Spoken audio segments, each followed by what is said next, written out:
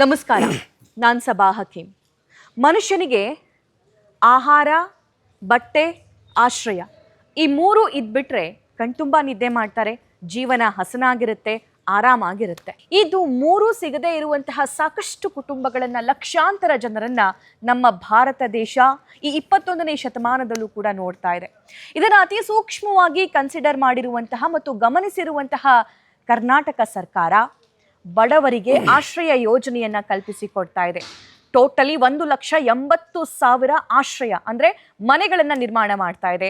ಮೊದಲ ಹಂತ ಡಿಸ್ಟ್ರಿಬ್ಯೂಟ್ ಮಾಡಿ ಆಯಿತು. ಎರಡನೇ ಹಂತ 42,345 ಮನೆಗಳನ್ನು ಬಡವರಿಗೆ ಹಂಚೋದಕ್ಕೆ, ಲೋಕಾರ್ಪಣೆಗೊಳ್ಳೋದಕ್ಕೆ ಆ ಬೀಗದ ಕೀ ಇದೆಯಲ್ಲ ಅವರಿಗೆ ಹಸ್ತಾಂತರ ಮಾಡೋದಕ್ಕೆ ಕ್ಷಣಗಣನೆ ಆರಂಭವಾಗಿದೆ. ಇದೆಲ್ಲದಕ್ಕೂ ಕಾರಣ ಕರ್ನಾಟಕ ಸರ್ಕಾರ, ಸಿಎಂ ಸಿದ್ದರಾಮಯ್ಯ, ಡಿಸಿಎಂ ಡಿಕೆ ಶಿವಕುಮಾರ್ ಹಾಗೂ ಸಚಿವರಾಗಿರೋ ಜಮೀರ್ ಅಹಮದ್ ಖಾನ್ ಜೊತೆಗೆ ಹೆಗಲಿಗೆ ಹೆಗಲು ಕೊಟ್ಟು ಈಗಲೂ ಕೂಡ ಕಷ್ಟಪಟ್ಟು ಶ್ರಮ ವಹಿಸ್ತಾ ಇರುವಂತಹ slum board chairman Prasad Abbaiah sir ನನ್ನ ಜೊತೆಗಿದ್ದಾರೆ. ಸರ್ ನಮಸ್ಕಾರ. ಕಾರ್ಯಕ್ರಮಕ್ಕೆ ಸ್ವಾಗತ. Firstly congratulations. Thank you. ನಾನಿಲ್ಲಿ ಎಂಟ್ರಿ ಆದ ತಕ್ಷಣ ಸರ್ ನನಗಿದು ಗೌರ್ಮೆಂಟ್ ಮನೆ ಅಂತ ಅನ್ನಿಸ್ಲೇ ಇಲ್ಲ ಪ್ರಸಾದ್ ಸರ್. ನನಗನ್ಸಿದ್ದು ಯಾವುದೋ ಒಂದು ಖಾಸಗಿ ಲೇಔಟಿಗೆ ಬಂದಿದ್ದೀನೇನೋ, ಒಂದು ದೊಡ್ಡ ಅಪಾರ್ಟ್ಮೆಂಟ್ ಇರುವಂಥ ಜಾಗಕ್ಕೆ ಬಂದಿದ್ದೀನೋ ಅಂತ. ಹೆಂಗೆ ಬಂತು ಈ ಯೋಚನೆ?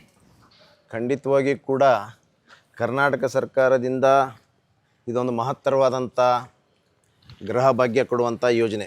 ಸುಮಾರು 5 ಗ್ಯಾರಂಟಿಗಳ ನಂತರ ಇದೊಂದು 5 ಗ್ಯಾರಂಟಿಗಳು ಅನೌನ್ಸ್ ಮಾಡಿದ್ರು. ಆದರೆ ಇದನ್ನ ಅನೌನ್ಸ್ ಮಾಡಲಾರ್ದೇ ಮತ್ತೊಂದು ಸ್ಪೆಷಲ್ ಗ್ಯಾರಂಟಿ, ಬಹುಶಃ ತಾವು ಈಗಾಗಲೇ ಹೇಳಿದ ಹಾಗೆ ಪ್ರತಿಯೊಬ್ಬ ಮನುಷ್ಯನಿಗೂ ಕೂಡ ಹೊಟ್ಟೆ ತುಂಬ ಊಟ, ಮೈ ತುಂಬ ಬಟ್ಟೆ, ತಲೆ ಮೇಲೆ ಸೂರಿದ್ರೆ ಬಹುಶಃ ಸಾಕು, ಮನುಷ್ಯನಿಗೆ ಅಷ್ಟೇ ಸಾಕು.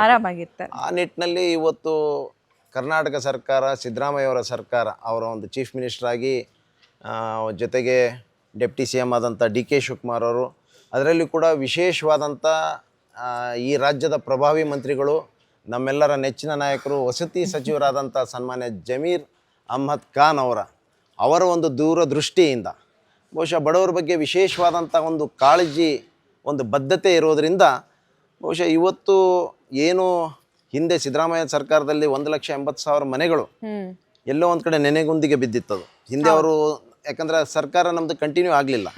ಮುಂದೆ 1 ವರ್ಷ ಮಾತ್ರ ಸಮ್ಮಿಶ್ರ ಸರ್ಕಾರ ಬಂತು. ತದನಂತರ 4 ವರ್ಷಗಳ ಕಾಲ ಬಿಜೆಪಿ ಆಡಳಿತ ಇತ್ತು.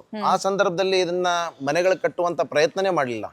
ಕಾರಣ ಅಂತಂದ್ರೆ ಬೆನಿಫಿಷರಿ ಕಾಂಟ್ರಿಬ್ಯೂಷನ್ ಸುಮಾರು 4ರಿಂದ 5 ಲಕ್ಷ ಕೊಡಬೇಕಾಗಿತ್ತು. ಅದನ್ನು ಕೊಡುವಂಥ ಸ್ಥಿತಿವಂತರು ನಾವು ಬೆನಿಫಿಷರೀಸ್ ಇರಲಿಲ್ಲ.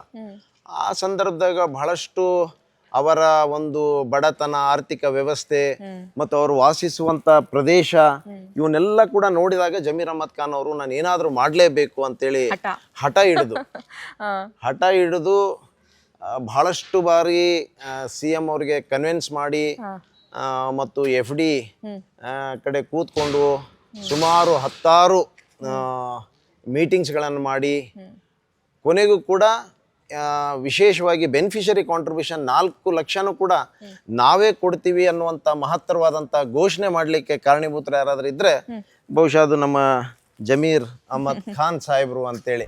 ನಾವು ಸಿದ್ದರಾಮಯ್ಯ ಅವರು, ಡಿ ಕೆ ಶಿವಕುಮಾರ್ ಅವರು ಮತ್ತು ಇವರು ಜಮೀರ್ ಅಹಮದ್ ಖಾನ್ ಅವರು, ನಾವು ಇಲ್ಲಿ ನಾವು ಹುಬ್ಳಿಲಿ ಜೀವನ ಇಲ್ಲೇ ಮಾಡ್ತಿದ್ದೀವಿ. ನಮಗೆ ಮನೆ ಇಲ್ಲ, ನಮ್ಮ ಮನೆ ಇದು ಮಾಡಿರಿ, ನಾವು ಬಡವರು ಅದೇವಿ, ಭಾಳ ಇದೆ ನಾವು. ನಮ್ಮದು ಕೈ ನೋಡ್ರಿ ಪರಿಸ್ಥಿತಿ ಹಿಂಗೈತಿ, ದುಡಿಮೆ ತಂದೆ ಮೇಲೆ ಹೆಂಗೈತಾರೆ, ನಮ್ಮದು ಕೈ ಕಟ್ಟಾಗೈತ್ರಿ, ನನಗೊಂದು ಏನು ಇದು ಮಾಡಿ ಹೆಲ್ಪ್ ಮಾಡಿಕೊಡ್ರಿ ಅಂತ. ಬಹುಶಃ ನನ್ನ ಅದೃಷ್ಟ ಅಂತಂದರೆ ಅವರ ಒಂದು ಸಚಿವ ಒಂದು ಅಡಿಯಲ್ಲಿ ನಾನು ಕೂಡ ಸ್ಲಮ್ ಬೋರ್ಡ್ ಚೇರ್ಮನ್ ಆಗಿ ಕೂಡ ಕೆಲಸ ಮಾಡುವಂಥ ಅವಕಾಶ ದೊರಕಿತ್ತು. ಇವತ್ತು ಅವರನ್ನು ಅದಾದಮೇಲೆ ಬಹುಶಃ ನಾನು ಕೂಡ ಹಲವಾರು ಮೀಟಿಂಗ್ ಅವ್ರ ಜೊತೆ ಕೂತ್ಕೊಂಡು ಚರ್ಚೆ ಮಾಡಿ, ಮುಖ್ಯಮಂತ್ರಿಗಳ ಕಡೆ ಬಳೆ ಹೋಗಿ ಅನೇಕ ಮೀಟಿಂಗ್ಗಳನ್ನು ಮಾಡಿ, ನಾವು ಏನಾದರೂ ಕೊಡಬೇಕಾದ್ರೆ ಬಡವರಿಗೆ ಕೊಡಬೇಕು. ಮೇಜರ್ ನಮ್ಮ ಅಲೋಕೇಶನ್ನು, ಎಜುಕೇಷನ್ನು, ಆಮೇಲೆ ಹೆಲ್ತು, ತದನಂತರ ಈ ಇನ್ಫ್ರಾ ಆ್ಯಂಡ್ ಹೌಸಿಂಗ್ ಪರ್ಪಸ್ ನಾವು ಕೊಡಬೇಕು. ವಿಶೇಷವಾಗಿ ಸ್ಲಮ್ ಅಂದ ತಕ್ಷಣ 80% ಅಲ್ಲಿ ಶೋಷಣೆಗೊಳಗಾದಂಥ ಜನ, ಅಲ್ಪಸಂಖ್ಯಾತರು, ಹಿಂದುಳಿದವರು, ದಲಿತರು, weaker section, financially weaker section, ಆ ಜನಾಂಗ ಇರೋದ್ರಿಂದ ಬಹುಶಃ ನಾನು ನನಗೆ ಭಾಳ ಒಳ್ಳೆ ಅವಕಾಶ ಸಿಕ್ತು ಕೆಲಸ ಮಾಡಲಿಕ್ಕೆ. ಅದು ಕೂಡ ನಮ್ಮ ಪವರ್ಫುಲ್ ಮಿನಿಸ್ಟ್ರು. ಅಲ್ಲ, ನಾನು ನೋಡ್ತಾ ಇದ್ದೀನಿ ಸರ್, ನಾನು ಬಂದು ಸುಮಾರು ದಿನ ಆಯ್ತು, ಕಾಲಿಗೆ ಚಕ್ರ ಕಟ್ಕೊಂಡು 1 ನಿಮಿಷನೂ ಟೈಮ್ ಕೊಡ್ದಂಗೆ, 1 ನಿಮಿಷನೂ ಫ್ರೀ ಇಲ್ದಂಗೆ ಅಷ್ಟು ಉತ್ಸಾಹದಿಂದ ಓಡಾಡ್ತಾ ಇದ್ದೀನಿ. ನಮ್ಗೆ ಉತ್ಸಾಹ ಬರಕ್ಕೆ ಕಾರಣ ಅಂತಂದ್ರೆ ನಮ್ಮ ಪವರ್ಫುಲ್ ಮಿನಿಸ್ಟರ್ ಅದಾರ ಜಮೀರ್ ಅಹಮದ್ ಖಾನ್ ಸಾಹೇಬ್ರು ಇರೋದ್ರಿಂದ ಅದೊಂದು ನಮಗೆ ಶಕ್ತಿ, ಅದು ಟಾನಿಕ್ ಅದು. ಓಕೆ. ಅವ್ರು ಇರೋದ್ರಿಂದ ನನಗೆ ಬಹಳ ಒಳ್ಳೆ ಕೆಲಸ ಮಾಡುವಂತ ಅವಕಾಶನೂ ಸಿಕ್ತು.